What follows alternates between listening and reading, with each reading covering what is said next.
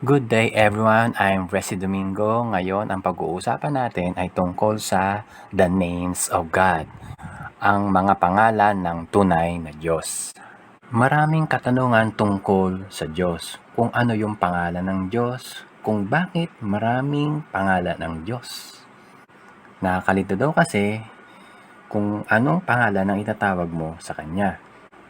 May mga grupo ng simbahan, mga religion na ang pangalan ng kanilang simbahan ay pangalan ng Diyos. Halimbawa, yung El Shaddai, yung kay Mike Velarde. Tsaka yung Jehovah's Witnesses, no? Yung word na Jehovah kasi pangalan din niya ng Diyos. At marami pang iba.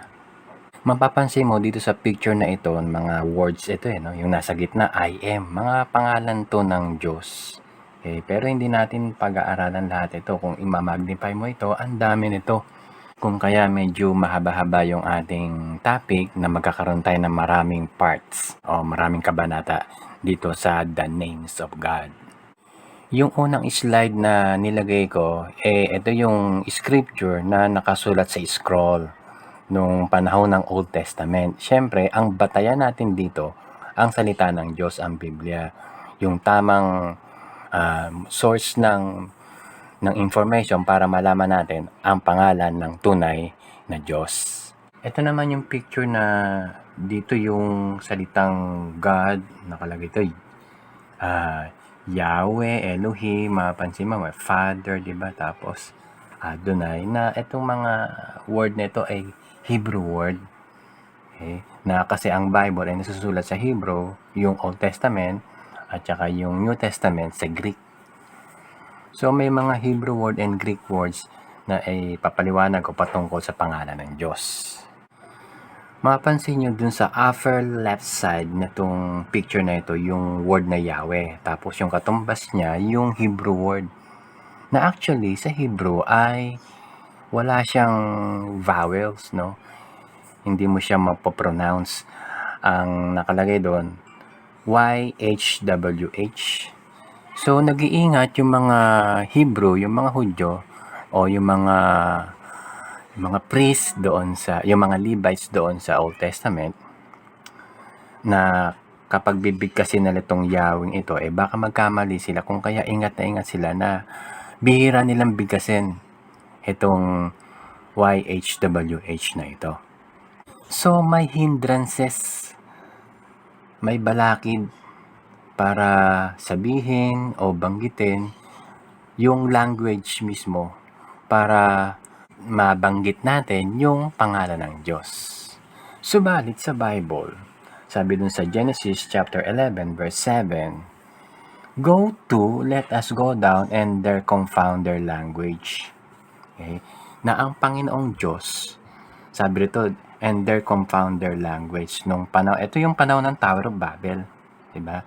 Na dito, sinasabi ng Diyos na paramihin natin ang kanilang language. Kung kaya, hindi natuloy yung Tower of Babel kasi hindi sila magkaintindihan dahil yung mga trabahador doon ay iba-iba na yung lengguwahe. Because the Lord God is the God of languages. Ang isang tao na totoong lumapit, tumawag sa pangalan ng Diyos, ay hindi problema sa Diyos kung anong klaseng language yung gagamitin niya. Dahil yan ay maunawaan ng Diyos.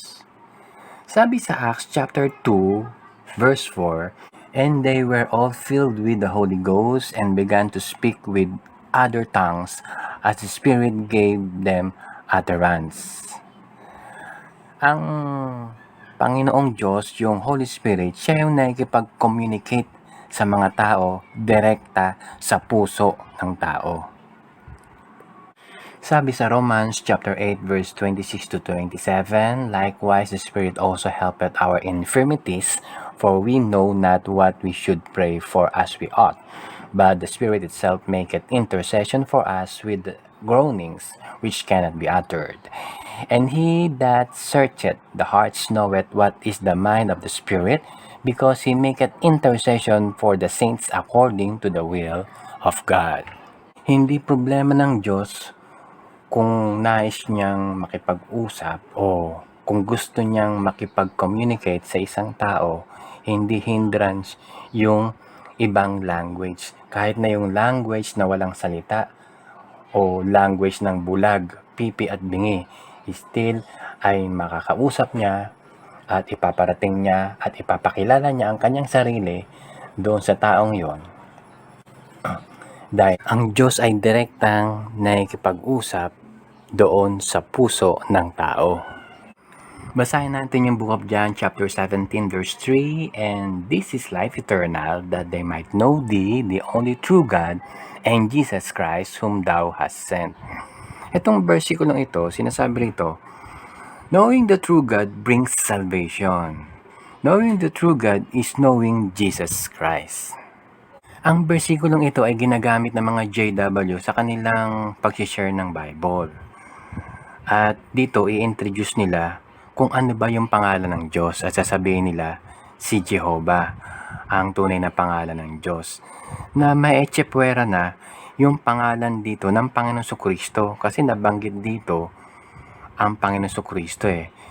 So ang nangyayari na chachap-chap nila yung katotohanang nakasulat dito sa John 17 verse 3 na dito napakahalaga ng pangalan ni Kristo dahil dito natin malalaman o makikilala ang tunay na Diyos, na ang tunay na Diyos ay makikilala mo sa pamagitan ng Panginoong Jesucristo.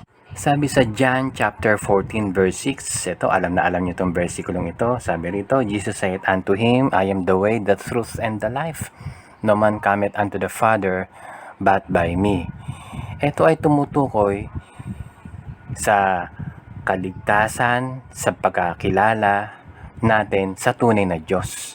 Na hindi mo maaaring makilala ang tunay na Diyos na hindi ka dadaan kay Kristo. Na hindi ka maaaring maligtas na hindi ka dadaan kay Kristo. So, babagsak ka pa rin sa pagkakilala mo kay Kristo bago mo makilala ang tunay na Diyos. Sabi sa Romans chapter 5 verse 8, "But God commended His love toward us in that while we were yet sinners, Christ died for us." Ito yung napakasimpleng paraan para ipakilala ng Diyos at ipadama ng Diyos yung pag-ibig niya sa tao, sa atin. Na si Kristo ay namatay na pako sa krus para sa ating kasalanan, na binayaran niya yung ating kasalanan upang tayo ay maligtas, na kung sasampalataya ka lamang kay Kristo, ikaw ay kanyang papatawarin at ikaw ay magkakaroon ng buhay na walang hanggan. Di ba? Yan yung nakalagay sa John 3:16. Ang sabi doon, that whosoever believeth in Him, kay Kristo, kay Jesucristo, should not perish but have everlasting life. Yung unang step para makilala natin at para malaman natin kung sino ang Diyos, dapat makilala natin si Kristo bilang Panginoong tagapagligtas na namatay para sa atin. Maraming sources ng kaalaman patungkol sa Diyos. Ang langit at ang lupa na nilikha niya, yung kanyang mga bagay na nilalang. Ang mga ito ay nagpapahayag ng kanyang walang hanggang kapangyarihan at pagka-Diyos at nagdedeklara ng kanyang kaluwalhatian. Ang tao mismo, ang konsyensya ng tao ay nagpapatotoo na merong Diyos at ganun din ang batas ng kalikasan. Subalit ang Biblia, ang kasulatan, ang pinakaunang pinagmumulan ng mga impormasyon tungkol sa Diyos at ng kanyang karakter at ng kanyang mga gawa.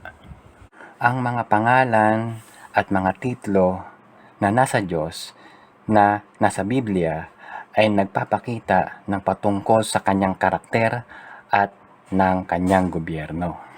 Ang mga pangalan sa Biblia, yung mga tao, mga lugar at mga bagay-bagay ay may malaking gampanin. Okay? Ang mga pangalan na pinili dahil sa kanilang kahulugan. May mga tao, mga magulang na nagbibigay ng pangalan sa kanilang mga anak na hindi na nila iniisip yung meaning. Basta magandang pakinggan o kaya yung mga pangalan ng mga artista ang kinukuha nila para ipangalan sa kanilang mga anak. Maraming taong may pangalang Jesus, subalit nag-iisa lamang yung Jesus na angkop sa kanya yung pangalan niya, yung Jesus na taga Nazaret, okay? Ang ating Panginoon Jesucristo, ang Kristo ng Diyos. So, may significant meaning yung mga pangalan dito sa Bible. Halimbawa, yung si Moses. Yung pangalan ni Moses means draw out. Kasi si Moses kinuha dun sa may box na nakalutang dun sa tubig. Diba? Tapos si Samuel, pinangalan sa kanyang nanay at tatay. Kasi ang ibig sabihin nito, heard of God, dahil binigay sa kanya ng Panginoon. Answered prayer ni Hannah. And then, yung human name Jesus na ipinangalan sa Panginoong Jesus, ang ibig sabihin nito, Jehovah saves, na nagliligtas, no? Kaya sinabi rito dun sa Matthew chapter 1 verse 21, "Thou shalt call his name Jesus, for he shall save his people from their sins." Ang pangalang Abraham, ang ibig sabihin, father of a multitude. Kaya siya tinawag na father of many nations. At ang asawa ni Adam, tinawag niyang woman kasi because she was taken out of man. At marami pang ibang mga pangalan dito na merong magandang meaning, significant dun sa karakter ng tao. Kung ang mga pangalan ng mga tao dito sa Bible ay merong significant meaning, how much more yung mga pangalan ng Diyos na nakatitle sa Kanya. Ito na yung mga pangalan na pag-aaralan natin na pangalan ng Diyos. Number 1, Elohim. Number 2, El Shaddai. Number 3, Adonai. Number 4, Jehovah. Number 5, Theos. Number 6, Pater. Number 7, Despotis. Number 8, Kurios. And number 9, Christos. Yung 1 to 4, ito ay nasa Old Testament. Yung 5 to 9, ito ay nasa New Testament. Siyam na pangalan ito na pag-aaralan natin. Ang tanong uli bakit ba ang daming pangalan ng Diyos? Ang pangalan ng Diyos ay nagsasabi kung sino siya at ito ay nagpapakita ng kanyang karakter.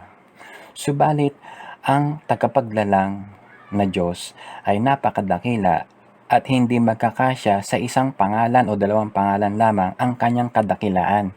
Kung kaya marami siyang pangalan upang mapakilala kung sino siya at kung gaano siya kadakila. Maraming pong salamat sa inyong mga kaibigan, mga kapatid na patuloy na sumusubaybay sa aking mga videos. Hanggang sa muli, pagpalain tayo ng ating Panginoon.